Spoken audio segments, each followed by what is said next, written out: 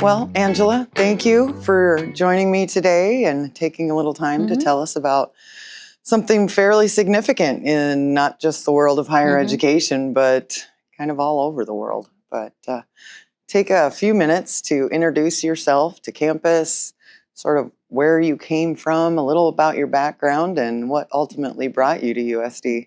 Okay. So I'm Dr. Angela Jackson, and I'm the director of the Office of Accessibility. I'm also the new director of the Center for Digital Accessibility, which is launching now as we speak.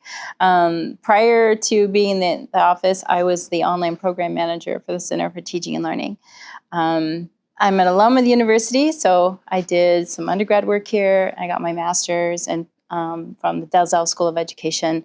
Got my master's and went on and got my doctorate in educational leadership. And then, so been at USD, I guess, now, and my second stint since 2015. Enjoy working with all types of educational technology. That's my real passion. And then now digital accessibility, which is taking that educational technology and making it so that everybody can access it in an equal way, even individuals with disabilities. That world has been changing, digital accessibility. Tell us, for those that might not be very familiar, maybe don't deal with it in the classroom, don't have the connection to the video and some of the things that you've been helping campus with. Tell the rest of campus sort of what's changed in the last maybe 3 years, 18 months, and what's coming here in April of 26. So digital accessibility, even a few years ago, wasn't really on anybody's radar. It wasn't something people were really talking about. And COVID changed everything. We saw a massive increase in the number of students that were requesting assistance because now everything went digital and they're like, uh-oh, I can't access the content. My screen reader is not working with this. I need help. I need captions on the videos because I'm low hearing or deaf. I need assistance. And we didn't realize until we moved so much online that we really had a big gaping hole. And then the other thing that kind of also was rising to the surface was just the number of students with disabilities enrolling in higher ed. And we realized that these students, they were experiencing a lot of barriers and they couldn't complete their studies without asking for help at every turn. Statistically, they're saying like between 1 in 4, 1 in 5 students in higher ed have a disability, a registered disability now, or a diagnosed disability.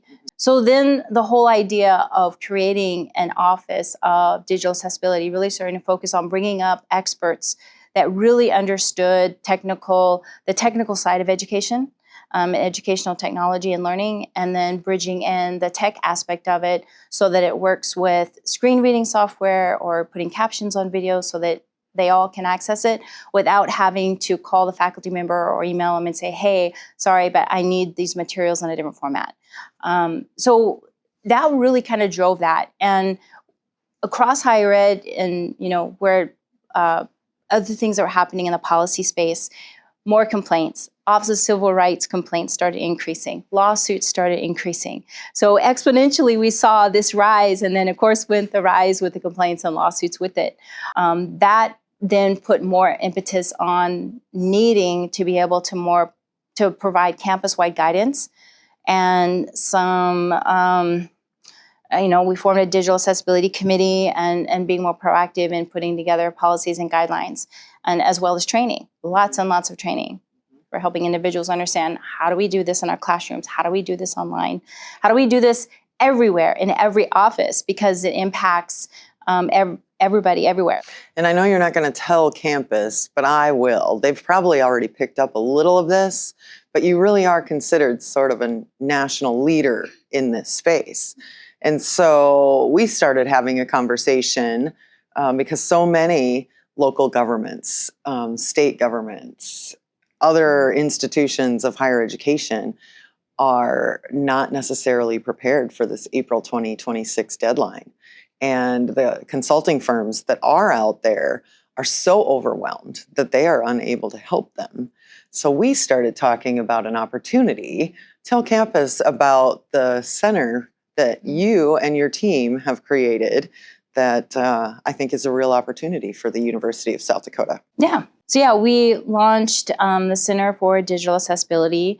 That is an organization that's basically going to be providing support services to Title II institutions, or a public service activity center. So beyond, just websites, it includes training, auditing, planning, policy development, all these different things that organizations are really struggling with. I actually developed a framework for understanding digital accessibility in higher ed, and I focused my research and dissertation specifically on helping higher education with reaching their digital accessibility goals by first laying it out, what does this look like for us? So our goal is to be able to serve area states within our region. There are a lot of public schools and colleges in area states that are also in need. Sure. And to be honest, a majority of the requests coming in are from outside of South Dakota right now. And so I think that that's a huge opportunity for us as well, is they want to be able to tap individuals that have a really good understanding of higher education. And that, for me, is an honor. And I'm excited because, to be able to lead that effort here and to see it kind of come to fruition has been like a decade-long goal, to be able to take this work and then offer it outside of USD. The deadline for this is April 24th, 2026. It's right around the corner when this new rule rolls out. And so now is like the perfect time to be able to bring together a pool of experts to be able to provide a suite of services at a lower cost, technically, than what you can get in the private sector. But we're really hoping with leveraging the resources we have here and the graduate students that we have available, that I think we'll be able to do a great job and be able to provide the services at a lower cost. Yeah. Talk more about the graduate students part of this. That is the part that I think is just incredibly special. The training that those graduate students will receive, and how incredible that experience will be for them, and how employable they will become, because this is not going to slow in terms of demand. Right. Yeah. No, that is something that I wish I had as a grad student, would be the opportunity to be able to get like an internship with experts, to be able to kind of learn cutting edge stuff while I'm completing my degree. This is a great way for graduate students to get some necessary skills that they're going to need in the workforce. Everybody's going to need to learn these skills, no matter where you go, whatever job you get. This is going to be part of your job description, something that you're going to have to integrate into your workflow. So they're helping us, and at the same time, we're training them and giving them skills that they can take into the workplace and give them really an advantage over some of the other competitors in the job market. Yeah, that's fantastic. I really love the design of the center, and I'm really excited about the work going forward, and congratulations. Thank you. You're serving the students, you're serving the state, and you're serving the university in such a tremendous way. So thank you. I think that's wonderful work that you're doing there. Where can we learn more about you, learn more about the center, learn more about the Center for Accessibility? So the easiest way to contact us is I let folks know we are launching a webpage. You can find us by just going to the usd.edu/accessibility. Really simple to find. There'll be a link there for the Center for Digital Accessibility. You click on that and it'll take us to a webpage where you can get more information. You can request services and quotes and consultations with some of our experts or myself.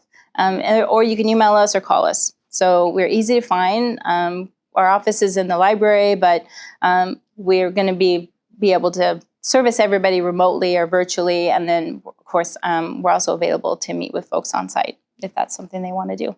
Well, as always, I learned a great deal today. Thank you for spending a little time. And as always, go Yotes. Yeah, go Yotes. Thank you. Yep.